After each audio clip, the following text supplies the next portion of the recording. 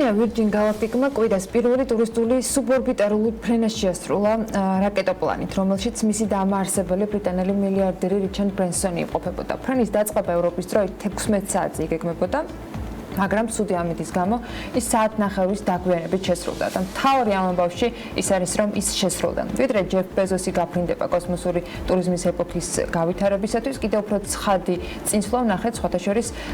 ბრენსონი გაფრინამდე ილონ მასკმაც მოინახულა, რომელიც მისი მეგობარიც არის და ამავე დროს კონკურენტიც. ამ ფონზე საინტერესოა, როგორი იყო ატმოსფეროს გაცდენილი მილიარდერის კომპანიების და მისი კონკურენტების აქციების ფასებზე გავლენა ამ ფრენიდან გამომდინარე. დავით ნიშნიანიძე კალდენდაგარტის საბროკერო მიმართულების ხელმძღვანელი გვერდება პირდაპირ ეთერში და ვიდრე დანარჩენ ინდექსებს მიმოვიხილავთ, Virgin Galactic-ის ამბავი უნდა მოვიკითხოთ და მისი გავლენა. დავით, მოგესალმებით და გისმენთ. Ილამშვიდობის დანარჩენ ინდექსები ბუნებრივია მიყვა ამ კონკრეტული აქციის ესე ვთქვათ მიმდინარეობასაც და შესაბამისად კონკრეტული აქცია მიყვა თვითონ მისი დამფუძნებლის მოგზაურობას კოსმოსში, რომ შევაჯამოთ მარტივად 59 წუთის განმავლობაში ესე ვთქვათ მთელი ეს მოგზაურობა, რამაც გასტანა კოსმოსი არც თუ ისე შორს ყოფილა 90 კილომეტრით სიახლოვეს ამ ეტაპზე იყო საკმარისი, რომ რიჩარდ ბრენსონს რიჩარდ ბრენსონი ასულიყო კოსმოსში და დაიფიქსირებია მისი თავი ასე ვთქვათ და ეგ უპრეცედენტო შემთხვევა იყო ბუნებრივია, იმიტომ რომ კაცობრიობის ისტორიაში პირველად მოხდა ტურისტული მიზნით ასე ვთქვათ კოსმოსში გაფრენა. 20 ივლისს უნდა დავაუბრუნოთ მისი კონკურენტის, როგორც თქვი აღნიშნეთ, ჯეფ ბეზოს მოგზაურობას Blue Origin-ით. აქაც ერთ-ერთი საინტერესო ნაწილი რაც რჩება, არის ის, რომ ჯეფ ბეზოსთან ერთად მიდის კოსმოსში მიქმნას მისი ძმა და ასევე ერთი ასე ვთქვათ ინდივიდი, რომლის ასე ვთქვათ პიროვნება არავინ არ იცის და რომელმაც ამ მოგზაურობაში დაახლოებით 28 მილიონი ამერიკული დოლარი გადაიხადა. ასე რომ უნდა დავუბრუნდეთ დაახლოებით 900. აი და ბრენსონი მომავალში ფრენას დაახლოებით 200-250,000 დოლარის ფარგლებში გვთავაზობს. რაც შესაძლოა არც თუ ისე ბევრი იყოს გამომდინარე იქიდან, რომ კოსმოსში მოგიწევს ესე ვთქვათ ტურისტულად მოგზაურობა. თუმცა ტურისტული ნაწილი კოსმოსისა არის ბუნებრივია ახლად განვითარება და ძალიან მცირე. დიდი ნაწილი არის რა თქმა უნდა სატელიტების მმართველობა, დიდი ნაწილი არის ასევე თავდაცვის ნაწილიც, სადაც მაგალითად პენტაგონმა 2 ტრილიონი ამერიკული დოლარის ინვესტიცია მოითხოვა მთავრობისგან და ასევე მნიშვნელოვანი არის ისიც, რომ გაგახსოვთ, რომ შარშან მაგალითად ელონ მასკმა გავუშვა Starlink-ის ესე ვთქვათ თანამგზავრები, რამაც უნდა განავითაროს ესე ვთქვათ ინტერნეტის დაჭერადობა და Wi-Fi-ის ესე ვთქვათ დაჭერადობა მთლიანად მსოფლიოში და უფრო ხელმისაწვდომი გახადოს. რაც შეეხება ზოგადად ინდექსებს, აქაც უნდა ითქვას, რომ საკმაოდ მიუხედავად იმისა, რომ მოკლე კვირა გახდათ, ორშაბათი დასვენება იყო, აქაც ესე ვთქვათ თითქმის არ შეცვლილა, თუმცა უფრო მეტი ცვალებადობა პარასკევს დაფიქსირდა და აქაც ერთ-ერთი მაინიცირებელი ამ ოდნავ ზრდისა გახლავთ ის მოსალოდნელი შედეგები, რაც ამ კვირიდან უკვე იწყება, მოგეხსენებათ მეორე კვარტის შედეგების გაცხადება უკვე ამ კვირიდან იწყება, შესაბამისად ეს კვირა ძირითადად მაინც ეთქმა ფინანსურ სექტორს, როგორც არის Goldman Sachs, Morgan Stanley, Citi, აქვე მინდა შეგახსოვოთ, რომ წინა კვირების განმავლობაში, როდესაც ჩვენ უკვე ვახსენეთ, რომ ფედერალური რეზერვის მიერ ჩატარებული სტრეს ტესტი აი ამ ბანკებმა საკმაოდ კარგად ჩაატარა, დაახლოებით 23 ბანკია, რომელსაც მისცა უკვე ფედერალურმა რეზერვმა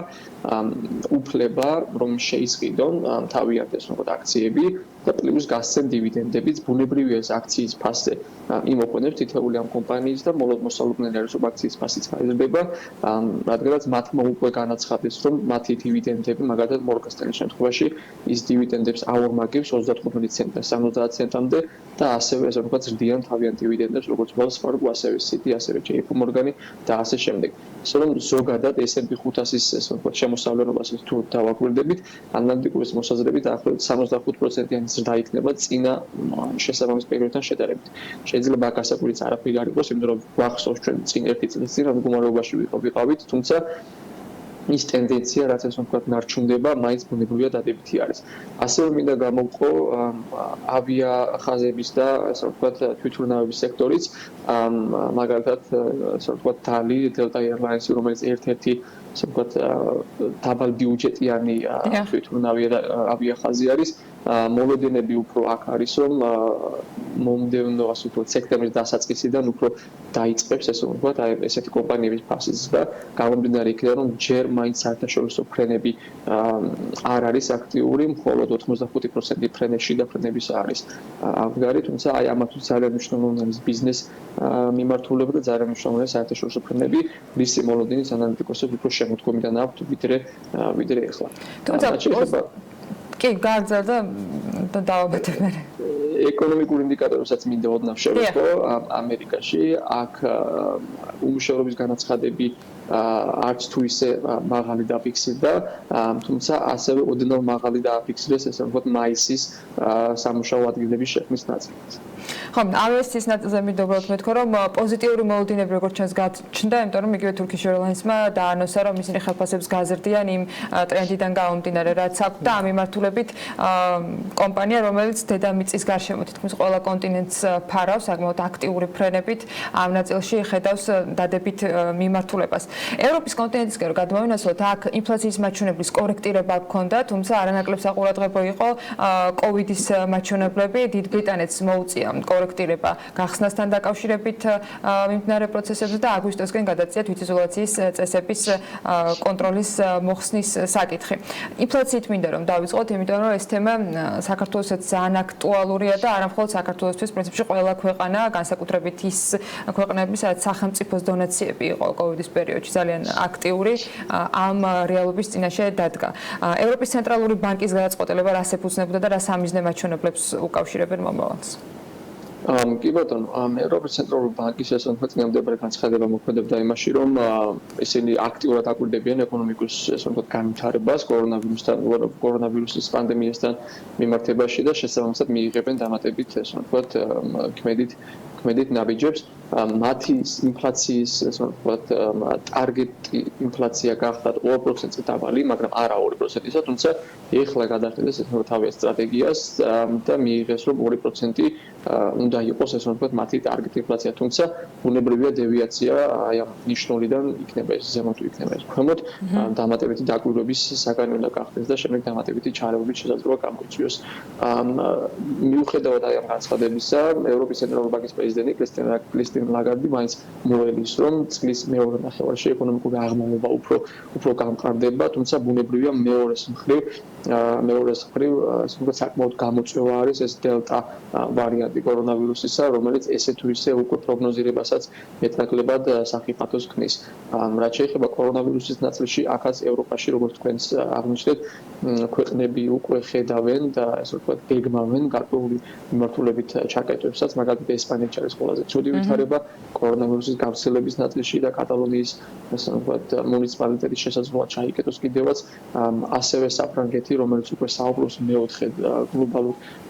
გლობალურ ჩაკეტვაზე, თუმცა ბრიტანეთი თავის მხრივ ასე ვთქვათ აცხადებს, რომ დაახლოებით აგვისტოს შუა რიცხვებიდან ბავშვები და ის მოსახლეების ის მოქალაქეები, რომლებიც ორჯერ არიან აცილები, უკვე აღარ დაჭირდება თვითიზოლაცია თუ ისინი კონტაქტში იქნებიან ინფიცირებულ ადამიანთან, ანუ უფრო თამამ ნაბიჯებს დგას ამ ეტაპზე ბრიტანეთის ვაქცინაცია უმნიშვნელოვანესი თემა, იგივე საფრანგეთმა გადაწყვეტა, რომ შემოიღოს წესი, რომელიც თუ ადამიანი არ არის საცრელი, იმისათვის რომ მოხვდეს რესტორანში, დიდ სავაჭრო ცენტრში ან ასე შემდეგ, სულ მინიმუმ უარყოფითი PCR ტესტის პასუხი უნდა წარადგინოს და რაღაცა უკვე ამ ფორმებით ცდილობენ ევროპაშიც, რომ წაახალისონ უფრო მეტი ადამიანის აცრა, იმისთვის რომ რაღაცნაირად გაჩნდეს იმუნური ფონი. სხვათა შორის გადაცემის მეორე ნაწილში ქონდა გამოკითხვა ერთ-ერთ საერთაშორისო კომპანიის მიერ ჩატარებული, როგორ აღიქვამს მოსახლეობა აცრის შემდეგ უკვე იმ ღონისძიებებს, რომელიც COVID რეალობაში შეზღუდული იყო და იაპონიასთან მიმართებით განსაკუთრებით იყო გამოკვეთილი, რომ სპორტულ ღონისძიებებთან დაკავშირებით მათ აქვთ ძალიან უარყოფითი დამოკიდებულება. საბოლოო ჯამში იაპონია მიიღო გადაწყვეტილება, რომ ოლიმპიური თამაშები ჩატარდეს მაყურებლის გარეშე. ბიზნესისთვის რა გზავნილი იყო ეს, გარდა იმისა, რომ ჩვენც გვისაუბრია, რომ მოსახლეობის მხრიდან დიდად აღფრთოვანება ამ თამაშების ჩატარების გადაწყვეტილების ზალაში დატოვებისა და შესაბამისად სტუმრების მიღებისა მოსახლეობის მხრიდან არ იყო. ბუნებრივი ეს გადაწყვეტილება არ არის სახარბიელო ბიზნესისთვის, რადგანაც ეს უფრო სხვადასხვა მიმართულებით შემოსავალი შესაძლოა მოლოდინი არის, რომ იაპონიამ დაკარგოს აქ დამატებით ეს ვთქვათ ტურისტულ ნაწილსაც შევხედავთ ბუნებრივია აქ ასე ვთქვათ არანაირი ახალისება არ არის იმისა რომ ვთქვათ ქვეყანაში ჩავიდენს ტურისტები და დამსწრეები აი ამ ოლიმპიური თამაშების შესაბამისად სრულიად ქვეყნისთვის ესე ვთქვათ არ არის ეს კარგი შედეგი ეკონომიკურად თუმცა ამის საფუძვლად იაპონიის ცენტრალური ბანკის პრეზიდენტი გამოვიდა განცხადებით რომ კიდევ ერთხელ დაარწმუნა ესე ვთქვათ ინვესტორები და მოსახლეობა რომ ისინი ესე ვთქვათ შეხედავენ და თუ საჭირო იქნება ჩაერევიან კიდევაც და უფრო შეარბილებენ თავიანთ პოლიტიკასაც. თუმცა აქ ერთი ნაწილი და გამოწვევა ალბათ მაგათვის ის რაც თვითონაც განაცხადეს არის ის რომ ეს ფულადი თანხა რაც შეიძლება გადაიტანოს დიდი კორპორაციებიდან, დიდი ბანკებიდან SME ნაწილში რომ უფრო დაეხმაროს აი იმ ისე ვთქვათ კომპანიებს რომლებიც უშუალოდ არიან დასახელებული ამ პანდემიიდან გამომდინარე.